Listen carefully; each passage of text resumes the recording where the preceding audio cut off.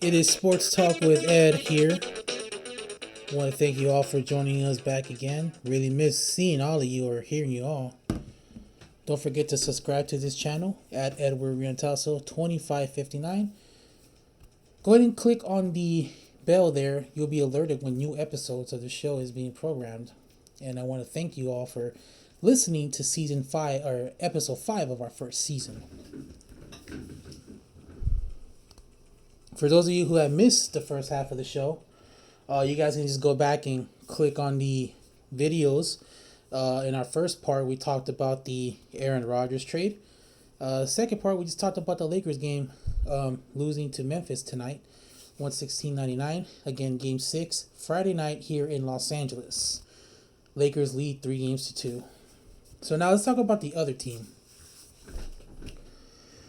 The Los Angeles Clippers season came to a loss after their 134-130 loss last night in Game 5. Clippers season ends in a disappointing way. And now questions are, what's next? Tyronn Lue, who's the coach of the Clippers, was very frustrated on Tuesday when he was being talked about as far as his season ending with the two biggest stars on the bench. Here's what he said, quote, "It is always in the back of your mind, what if," end quote. Except that reporter was asking the wrong question. It should be, what now? So now, since they lost in the first round, which is very disappointing because this roster looked like they were being able to go beyond the second round. The Clippers never made it past the second round in their history. A couple years ago, they were there. They were leading 3-2, but ended up losing. So now, the offseason begins. What to do now with this team? And a couple of names that come up on the reports. Bill Pulaski of the LA Times, he wrote out an article, and this is what he said. He said, trade Paul George and trade Kawhi Leonard. It says they should trade him to pick up some reliable stars and build the team on a young star and a gutsy effort. The Suns have some young players. One of them was their ex-player, Chris Paul. Now here's the thing. This was their last season at Crypto Arena. I like to say Staples Center, but I can't. So this was their last season at Crypto. Next season, they are moving to a new arena in Inglewood near SoFi Stadium. Look, Clipper fans are sick of this roster with the injuries. This team has been dealing with injuries for the past 2 years. Look, you're going to have a new arena by yourself. You are not sharing the arena with the Lakers anymore. You have your own playing field. So you should do something to get fan base going. They don't want to see Kawhi Leonard or Paul George on IR or on the sideline in street clothes. I think a lot of us are sick of that already. But here's the catch. They're making about $45.5 million next season.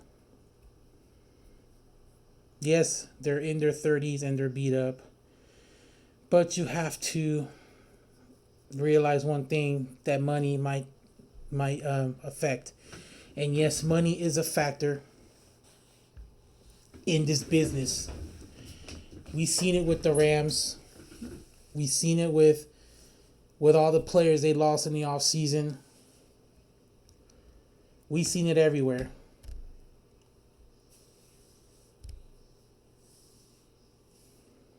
This season alone, Paul George, Kwame Leonard, here's some stats I'm gonna give you too. They were on the court 38 times. 38 of the 87 games they played, and that's including the playoffs.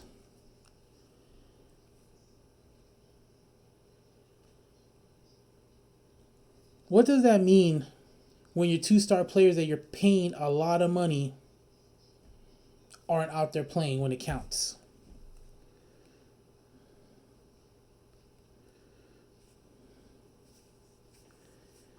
So basically, if you look at it, 38 games out of the 87 games, that's about almost half the season.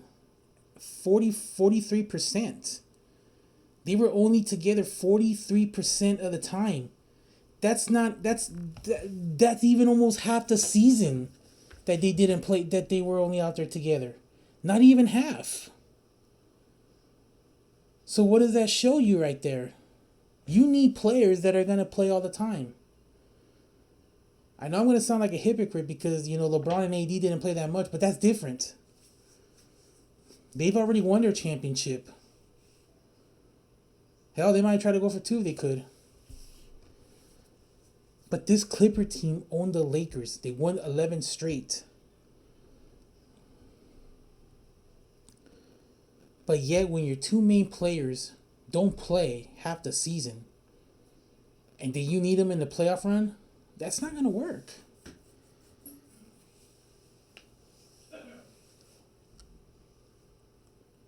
And they won 24 of those 38 matchups. So 10 games over 500 when those two play.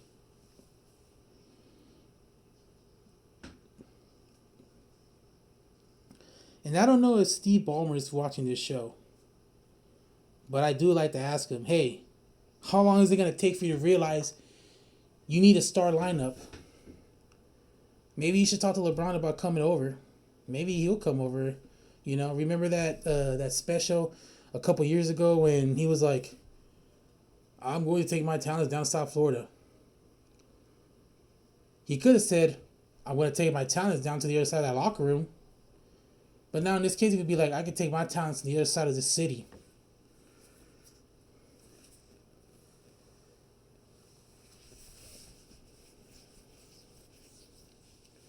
This has been going on for 4 years now, where their star players don't play when it counts the most. You should probably start making plans about getting your own team together without these two. Because again, you want your players that you're paying a lot of money, and all these people paying a lot of money to come see your team. It's like going to WWE Raw. I paid money to see Stone Cold Steve Austin. Stone Cold didn't show up. I got ripped off. Clipper fans, how many of you feel ripped off that you didn't see these two guys play a lot this year? You only see them play 43% of the season. Think about it. 43% of the season. Not 50%, not 60%, not 70%. 43% of the time these two play together with the team.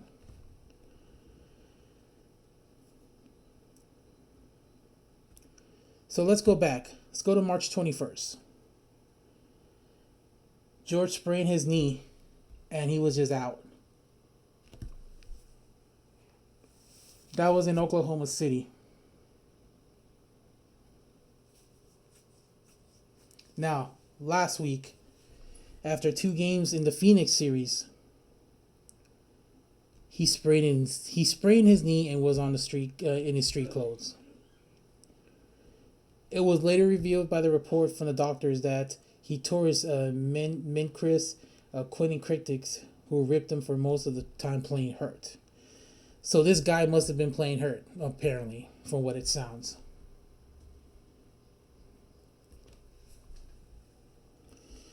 And if you were to watch this series, you could tell something was wrong.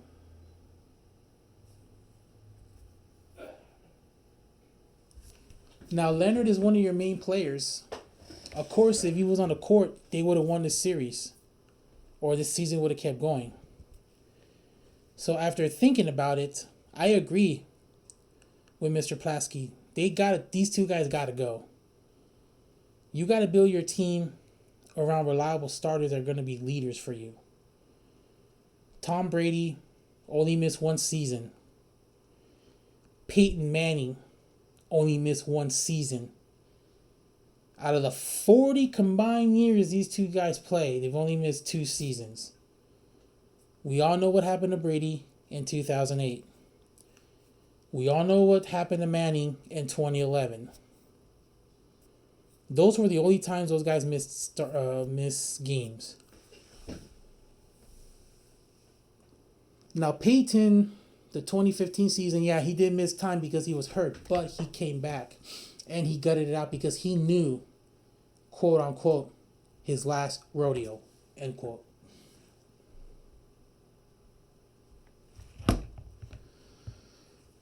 If the Clippers would have won this series, or this series would have kept going, chances are he would have come back. Paul George would have come back. Kwame Leonard probably would have come back.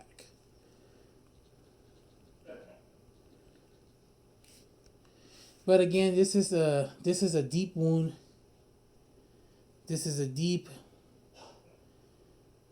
very. It's just not good. I'm just gonna leave it at that.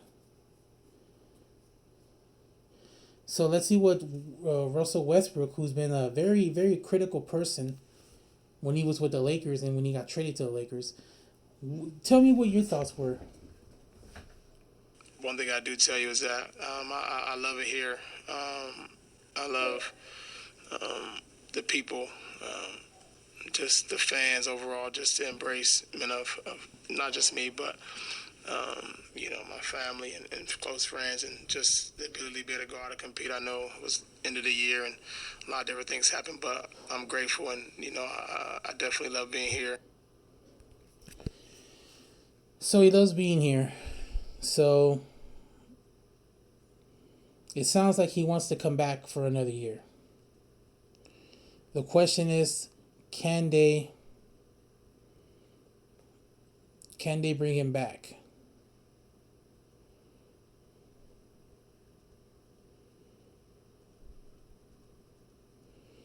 It's going to be hard to tell.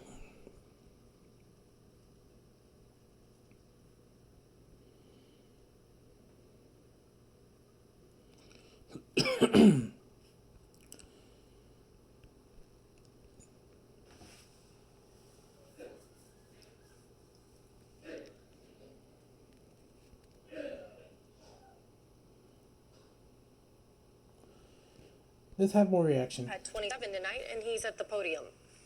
Tough season for you. Both the ups and the downs. You achieved a lot. You had to go through a lot.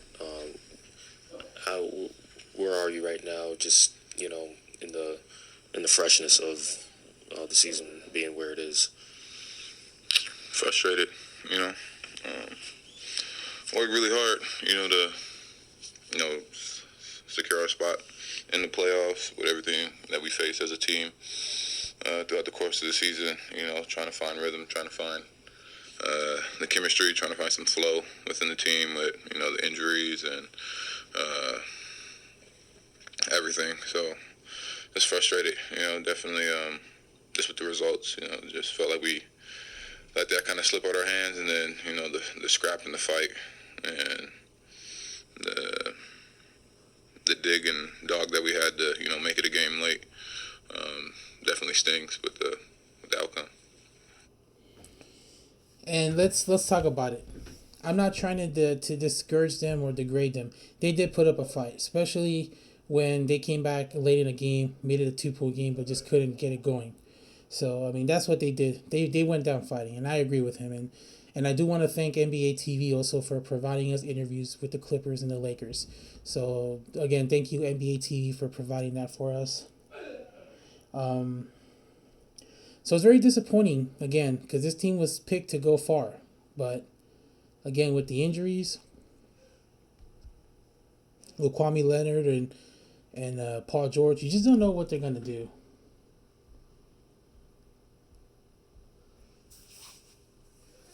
It's like when the Lakers had the Big Four. When they had Carmelo and Dwight, that team just fell apart.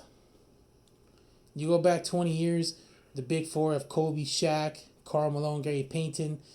It wasn't that big of a success because Karl Malone missed half the season.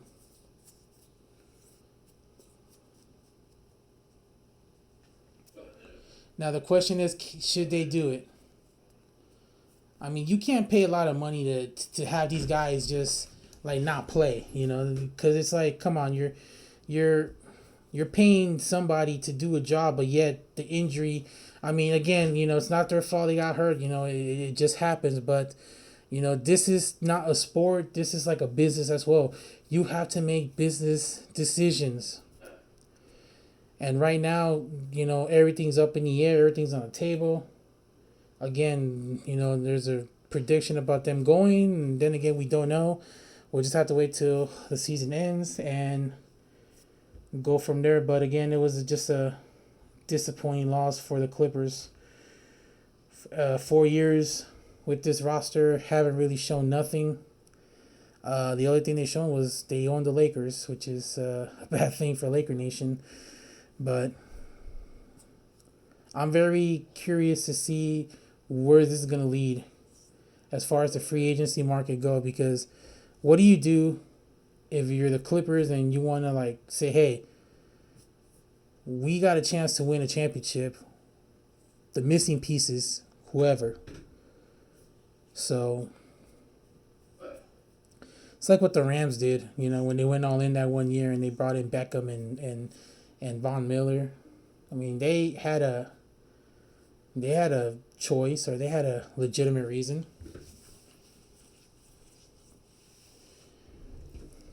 But again, we'll just have to wait and see what happens. Before we go to break, I do want to give out some scores from some of the action tonight. The Angels play the Oakland A's. Angels beat the A's 11-3. They go over 500. They go 13-12, which is not bad considering how things gone.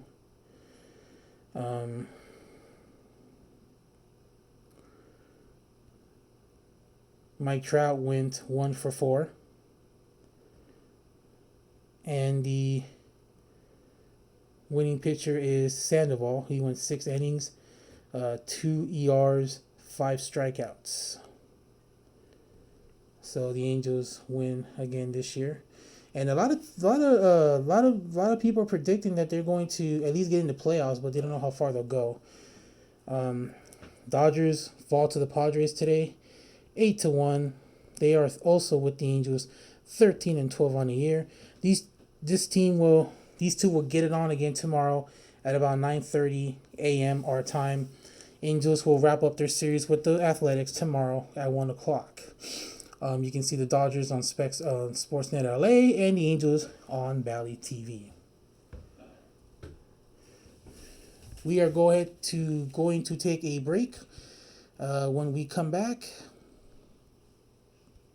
there will be more Sports Talk with Ed after this.